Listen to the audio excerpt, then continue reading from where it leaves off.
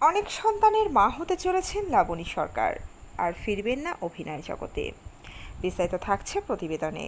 তো বন্ধুরা অবশ্যই সম্পূর্ণ ভিডিওটি দেখুন। চ্যানেলে নতুন থাকলে চ্যানেলটি সাবস্ক্রাইব করে রাখতে পারেন। শুধুই টাকা উপার্জন, বিলাসবহুল জীবনযাত্রার মধ্যে কখনোই আটকে থাকতে চাননি অভিনেত্রী লাবণী সরকার। তাই এবার অভিনয় জগৎ থেকে খানিকটা দূরে সরে নিজের নতুন জীবন শুরু করলেন অভিনেত্রী। রিমোট প্যারেন্টিংয়ের মাধ্যমে একাধিক বাচ্চার দায়িত্ব নিতে চলেছেন লাবণী সরকার। 250-এর ওপর ছবিতে অভিনয় তার। টলিউডের অত্যন্ত পরিচিত মুখ লাবণী সরকার নিজের জীবনকে নতুন রঙে রাঙাতে চলেছেন। বলা যেতে পারে জীবনের আসল রঙে, যে রঙের হদিশ আমরা অনেকেই পাই না। রিমোট প্যারেন্টিংয়ের মাধ্যমে ইতিমধ্যেই একটি বাচ্চার দায়িত্ব নিয়েছেন তিনি। কিছুদিনের মধ্যেই আরও বেশ কিছু বাচ্চার দায়িত্ব নিতে চলেছেন লাবণী সরকার। লাবণী সরকারের কথায় আমি কোনো এনজিও তৈরি করতে চাইছি না। এটা আমার টাকা উপার্জনের জায়গাও নয়। মানুষ হিসাবে নিজেকে আরও উন্নত করতে চাইছি। বহু বছর ধরেই এই ভাবনা আমার মধ্যে ছিল। অবশেষে শুরু করতে পারলাম। সুন্দরবনের একটি প্রান্তিক স্কুলের সঙ্গে যুক্ত হয়েছি। একটি বাচ্চার দায়িত্ব নিয়েছি, এরপর আরও অনেক বাচ্চার দায়িত্ব নেব। এবার সেখানে গিয়ে অনেকটাই সময় কাটাচ্ছি, ওদের সঙ্গে থাকছি। কারণ এটা টাকা ছুঁড়ে দেওয়ার জায়গা নয়, ওদের মতো করে জীবনযাপন করতে হবে। সেখানে আমি অভিনেত্রী লাবণী সরকার নই, তাদের কাছের একজন মানুষ। এই কারণেই অভিনয় জগৎ থেকে দূরেও রয়েছেন তিনি। কাজ কমিয়ে দিয়েছেন আগের থেকে অনেকটাই। এমনকি এই কাজের জন্য অভিনয় ছেড়ে দিতেও দ্বিতীয়বার ভাববেন না, এমনটাই জানালেন লাবণী সরকার নিজে।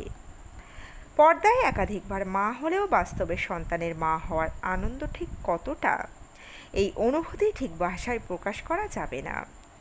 ওদের স্পর্শ, ওদের হাসি মুখগুলো জীবনে যে কি শান্তি এনে দিতে পারে তা বলে বোঝানো যাবে না। আমি ভালোবাসি বলে হয়তো আমার জন্য একটা ফুল এনে দিল, বা নিম পাতা খেতে ভালোবাসি বলে সেটাই এনে দিল। এর চেয়ে বড় আরাম ও শান্তি আর কিছুই নেই, বললেন অভিনেত্রী। নিজের সন্তান না থাকলেও আদর্শ মা টলি অভিনেত্রী লাবণী সরকার। কিভাবে জানেন? অভিনয় সূত্রে টলি অভিনেতা কৌশিক বন্দ্যোপাধ্যায়ের সঙ্গে পরিচয় হয় লাবণী সরকারের। সেই সময় একে অপরের প্রেমে পড়েন দুজনে।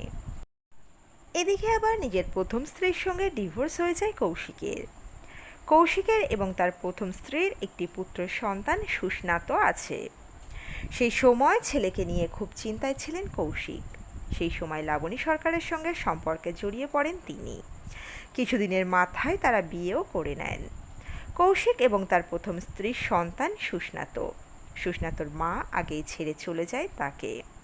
আবার অনেকেই বলেন সুস্নাতর মা মানসিক ভারসাম্যহীন, সেই কারণে কৌশিক বাবু ছেড়ে দিয়েছিলেন তাকে।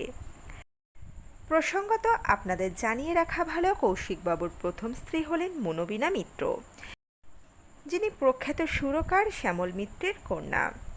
মনোবীণা মিত্রের জীবনটি খুবই দুঃখের। মনোবীণা মিত্রের একটি জীবনীমূলক ভিডিও আমাদের চ্যানেলে অলরেডি আছে, আপনারা চাইলে দেখে নিতে পারেন। জন্মদাত্রী মা না হলেও ছোট্ট ছেলে সুস্নাতকে মায়ের ভালোবাসা দিয়েই মানুষ করেছেন লাবণী সরকার। অবশেষে লাবণীর ভালোবাসায় নিজের জন্মদাত্রী মাকে ভুলেই গেছে সুস্নাতর যশোদা মা যেন লাবণী সরকার। লাবণী ছেলেকে কৃষ্ণের মতোই 108টি নামে ডাকেন। কৌশিক মা ছেলের এমন সম্পর্ক দেখে আপ্লুত। মাতৃদিবসে লাবণী বলেছেন, ইভেলাইকে স্মরণ করে বলছি, আমার আর আমার সন্তান সুস্নাতর সম্পর্কটাকে নিয়ে আমি কিছু বলতে চাই না। বিগত 27 বছরে মুখ খুলিনি। এটা আমার কাছে ঈশ্বরের কাছ থেকে পাওয়া একটা সম্পর্ক। এটাকে আমি জীবনের সবচেয়ে বেশি প্রাধান্য দিই। তো বন্ধুরা, এই আপডেটে ছিল এতটুকুই। দ্রুত ফিরে আসছি এরকমই নতুন কোনো আপডেট নিয়ে।